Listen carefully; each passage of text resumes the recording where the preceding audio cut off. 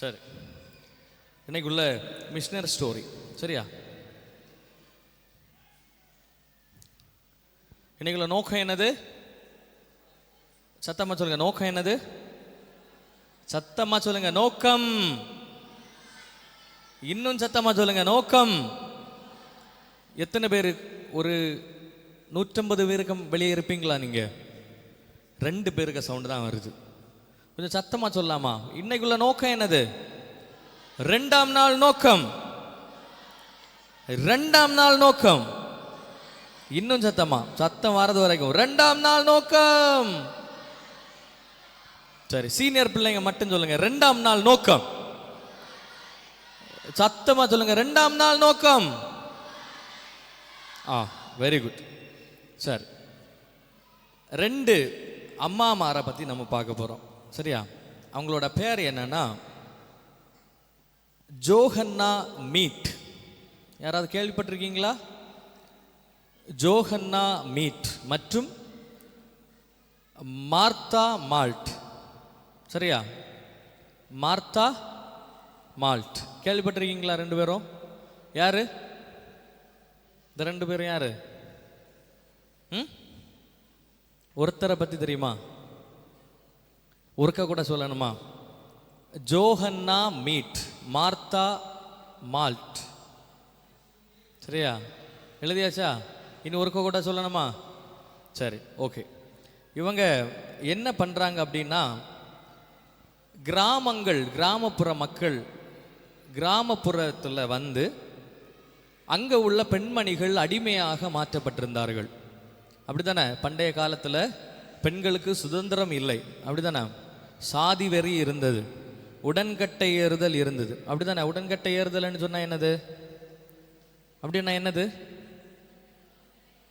சரி, very good, தெரியும், அப்படித்தானே? இதே மாதிரி மேலாடை உடுத்த முடியாத ஒரு சூழ்நிலை இருந்ததா? இன்னைக்கு நிறைய பிள்ளைங்களுக்கு தெரியாது, அப்படித்தானே? அப்படி பல சூழ்நிலைகளில் அடிமைகளாக உயர் சாதி மக்கள் என்ன சொன்னாலும் கீழ் சாதி மக்கள் என்ன பண்ணணும்? கேட்கணும். அடிமையாக வைத்திருந்த காலகட்டத்தில் இந்த மால்ட் மற்றும் மீட், இந்த 2 அம்மாமார்களும் சேர்ந்து என்ன பண்ணுறாங்கன்னா, இந்த பெண்களை வந்து கிறிஸ்துவுக்குள் நேராக திருப்பி அவர்களுக்கு புது வாழ்வு கொடுக்க வேண்டும் என்று சொல்லி நினச்சி நம்ம கிராமப்புறத்தில் வராங்க, நம்ம இடத்துக்கு தான் வராங்க. சரியா? வர வேளையில் அவங்க அதுக்கான ஒரு ஆயுதத்தை கையில் எடுக்கிறாங்க. என்ன ஆயுதம் அப்படின்னா, தையல் தொழில், ஒரு தொழிலை கையில் எடுக்கிறாங்க. சரியா?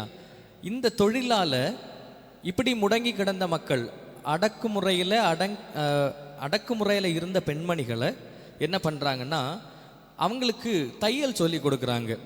முதல்ல ஒரு உண்டு உறைவிட பள்ளியை தொடங்குறாங்க. அந்த பள்ளி தொடங்கி கொஞ்சம் முன்னேற்றம் அடைஞ்ச உடனே 1821ஆம் ஆண்டு அவங்க என்ன பண்ணுறாங்கன்னா, இந்த தையல் கலையை பெண்களுக்கு சொல்லி கொடுக்குறாங்க. முதல்ல யாருக்கு சொல்லி கொடுத்தாங்கன்னா, இந்த 1821ஆம் ஆண்டு ஒரு நாளைக்கு மாலை வேளையில் அவங்க என்னன்னா ரோட்டில் அப்படி நடந்து போயிட்டு இருக்கிறாங்க இந்த 2 பேரும். அப்போ ஒரு 6 பெண்மணிகள், கொஞ்சம் பெண்கள் என்ன பண்ணாங்கன்னா சிறுமிகள், அந்த பெண்கள் முதலாளிக்கு பயந்து அடிமைகளாக ஒரு மரத்தடியில் ஒளிச்சிருக்கிறாங்க. அந்த முதலாளிக்கு என்ன பண்ணி பயந்து நடுங்கி மரத்தடியில் ஒளிச்சிருக்கிறாங்க. அந்த பெண் பிள்ளைகளை இந்த 2 அம்மாமாரும் பார்க்குறாங்க. பார்த்து அவங்கள அந்த முதலாளி கையில் இருந்து விடுதலைப்படுத்தி இவங்க வந்து இந்த பள்ளியில் கொண்டு சேர்க்குறாங்க. சேர்த்து அவங்களுக்கு என்ன சொல்லி கொடுக்குறாங்க? என்ன வேலை சொல்லி கொடுக்குறாங்க? நீங்கள் ரெஸ்பான்ஸ் பண்ணாதான் நான் சீக்கிரம் முடிப்பேன். என்ன வேலை? தையல் கலை. வேலைன்னு சொல்கிறத விட தையல் கலையை அவங்க என்ன பண்ணாங்க? கற்றுக் கொடுத்தாங்க. இப்படி காலங்கள் ஓடிக்கொண்டிருந்த டைமில்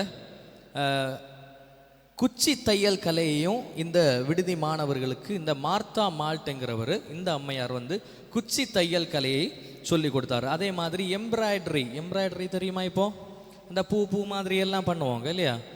அதே மாதிரி உள்ள எல்லாமே என்னது இந்த தையல் கலையோடு சேர்த்து அவங்க ஒன்றா அவங்க சொல்லி கொடுக்குறாங்க. அதே மாதிரி நிறைய எக்ஸிபிஷனுக்கு இவங்க இந்த தையலில் இவங்க பண்ணுற இந்த பொருட்கள் இல்லைன்னா அந்த தையல் கலையை வந்து இது நிறைய எக்ஸிபிஷனில் இவங்க வந்து பொருட்காட்சிகளில் கண்காட்சிகளில் இவங்க வந்து பங்கேற்று அதை வந்து கண்காட்சிக்காக வைக்கிறாங்க. நிறைய இடத்துலேருந்து இவங்க ப்ரைஸும் பெற்றுக்கொள்கிறாங்க. அதே போல் தான் திருவிதாங்கூரின் சித்திர வேலைப்பாடுகளில் சிலவற்றையெல்லாம் இவங்க தான் இந்த தையல் கலை மூலமாக தான் பண்ணாங்க. இதெல்லாம் கற்றுக் கொடுத்தது யாரு?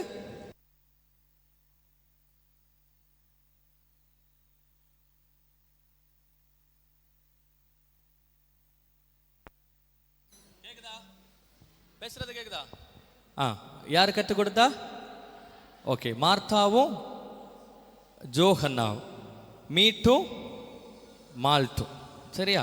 சரி, அவங்க கற்றுக் கொடுக்குறாங்க, நிறைய பரிசு வாங்குறாங்க.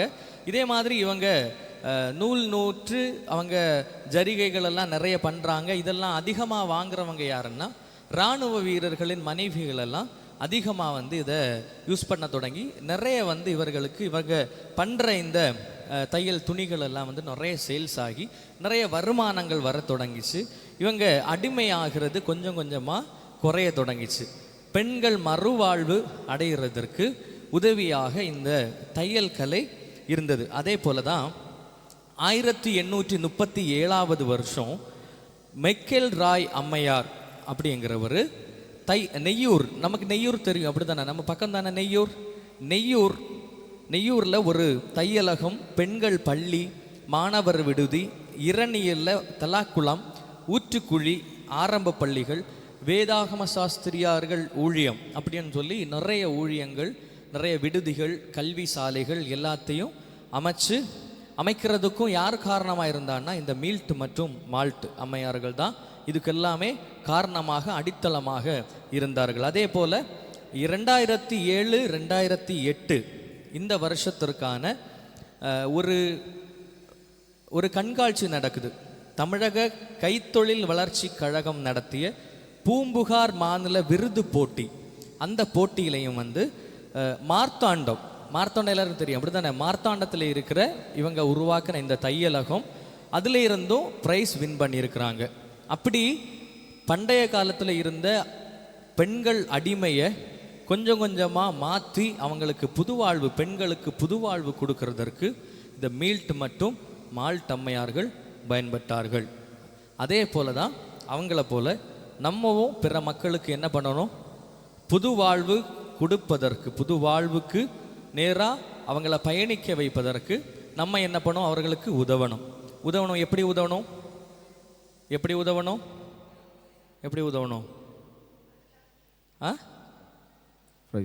உதவணும், அப்படி தானே? சரி, உங்களால் எந்த வழியில் அவங்களுக்கு உதவ முடியுமோ அந்த வழியில் உதவணும் நீங்கள். சரியா? எதற்கு? அவங்களும் கடவுளுக்கு நேராக திரும்பி வந்து புதிய ஒரு மனுஷனாக மாறுறதுக்கு, புது வாழ்வில் அவங்களும் நிருபங்களாக மாறுறதுக்கு நம்ம என்னது? ஒரு நிரூபங்களாக, ஒரு கருவிகளாக நாம் இருக்க வேண்டும். சரியா?